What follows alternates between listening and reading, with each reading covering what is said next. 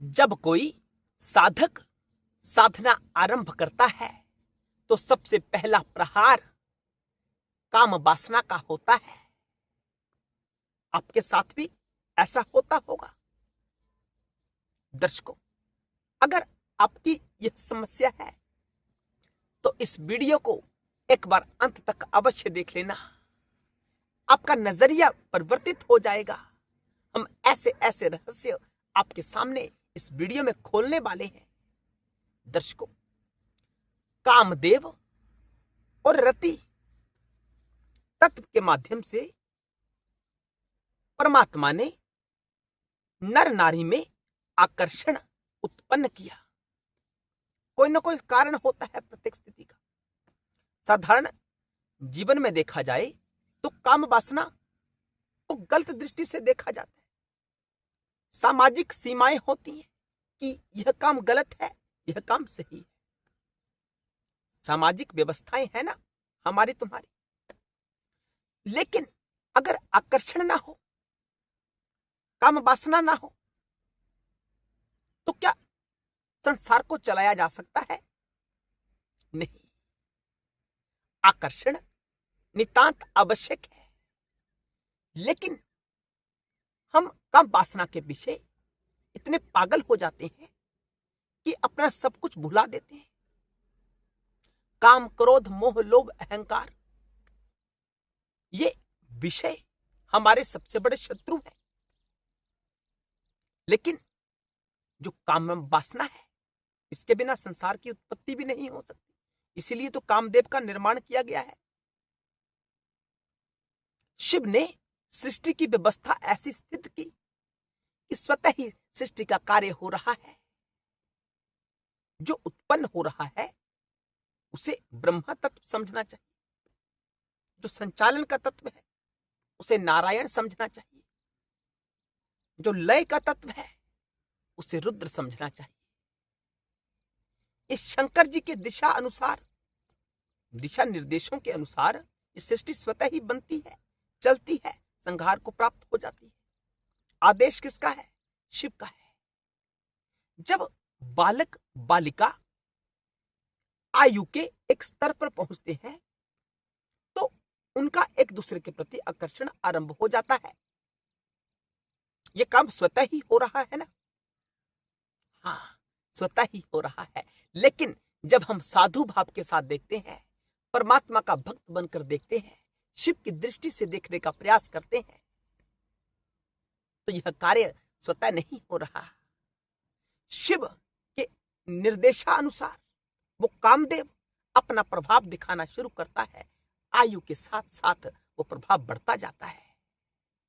लेकिन गहराई से देखा जाए तो आयु के साथ साथ जब मकसद पूर्ण हो जाए, उस काम वासना का उद्देश्य पूर्ण हो जाए, तो इसमें कटौती होनी चाहिए।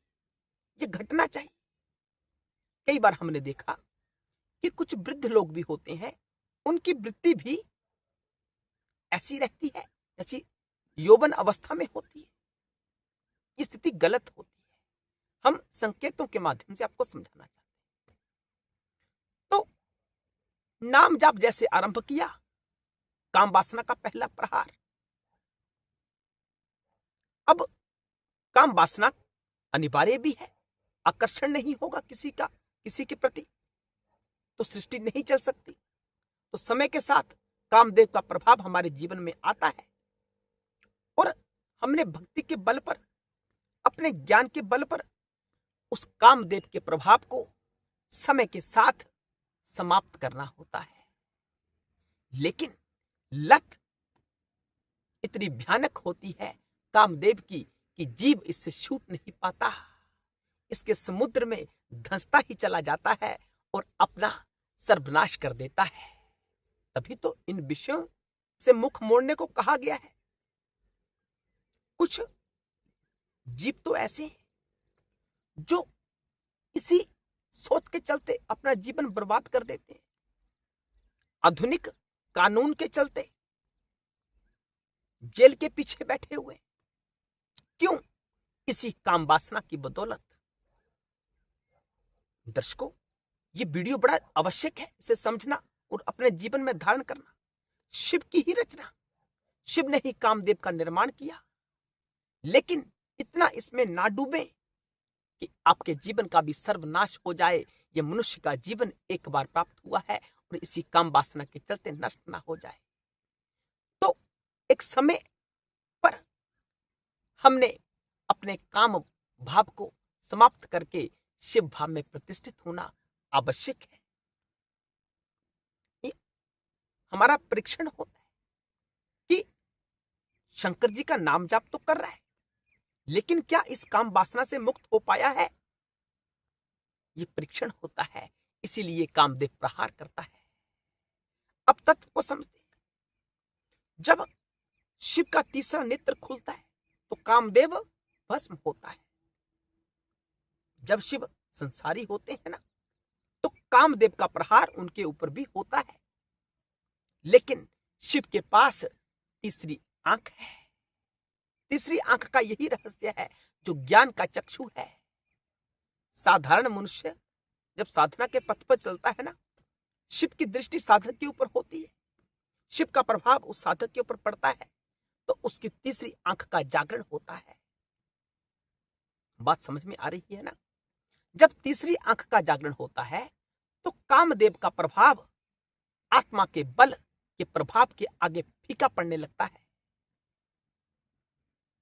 वो काम वासना का त्याग करके शिव भाव में प्रतिष्ठित रहता है जब तीसरी आंख का जागरण होता है, यानी विवेक का जागरण होता है। 99% लोगों का विवेक जागृत ही नहीं होता। पशुवत वृत्ति होती है, पशु जैसे कार्य होते हैं।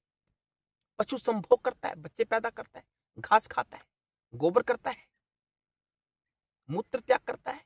यही कृत्य, यही मनुष्य का कृत्य बन गया। ये कामदेव का प्रभाव तो आएगा जीवन में, क्योंकि ये प्रकृति का नियम है। प्रकृति आगे बढ़ेगी, निर्माण करेगी। कैसे होगा? जब आकर्षण होगा। लेकिन आकर्षण को निर्माण तक ही सीमित रखें, संतान उत्पत्ति तक ही सीमित रखें।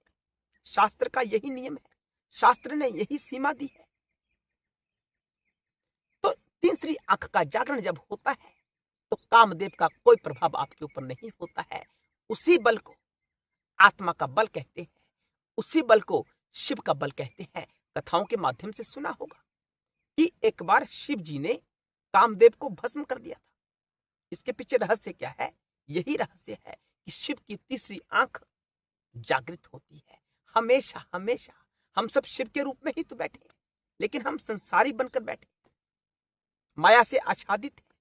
जब विवेक जागृत होता है, तृतीय नेत्र जब जागरण अवस्था में होता है, जागृत होता है, तो कामदेव की एक नहीं चलती और वो हार जाता है। इसी से जीवन में कल्याण हो सकता है। हर हर महादेव, जय शिव।